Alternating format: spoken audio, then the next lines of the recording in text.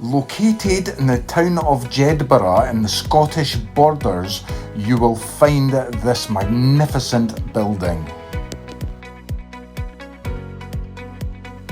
Welcome to Jedburgh Abbey. In 1118, prior to his accession to the Scottish throne, Prince David established a foundation of canons regular of the Order of St Augustine at what is now Jedburgh. The foundation appeared to have the status of priory in the early years. The church was later raised to the status of monastery before becoming a fully fledged abbey in the years prior to King David I's death in 1153. The abbey was dedicated to the Virgin Mary around 1147. After the death of King David, the patronage and privileges of the abbey were accorded to his grandsons, Malcolm IV of Scotland and William I of Scotland, who was also known as William the Lion. This happened as King David's son Henry preceded his father's death. The nave and the choir were built in the 13th century and were in place by the time Alexander III married Yolande on the 14th of October 1285 at the church.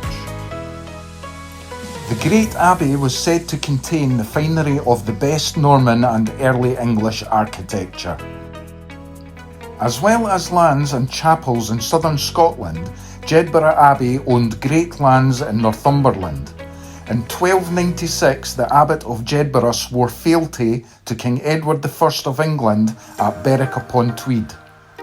Edward intended to rule the abbey and presented William de Jarram as the new abbot in 1296. After the defeat of the Earl of Surrey at Stirling Bridge in 1297 at the hands of William Wallace, the abbey was pillaged and wrecked by the English as retribution. King Robert the Bruce continued to patronise the church during his reign in the early 14th century. Later, in 1346, after the Scottish defeat at the Battle of Neville's Cross, the English once again slighted the church. In 1370, David II was instrumental in the completion of the north transept, which we can still see today.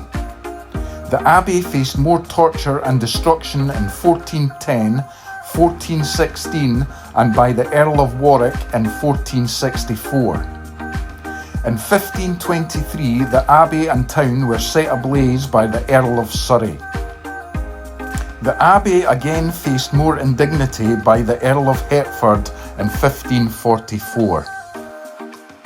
The end of the Abbey of St Mary of Jedburgh came in 1560 with the coming of the Scottish Reformation. The monks were allowed to stay, but the abbey was used as the parish kirk for the Reformed religion.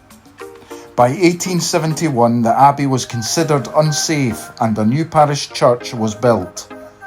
The Marquess of Lothian immediately started work on the restoration of this great church, but in 1917 it was handed over to the state and is now cared for by Historic Environmental Scotland.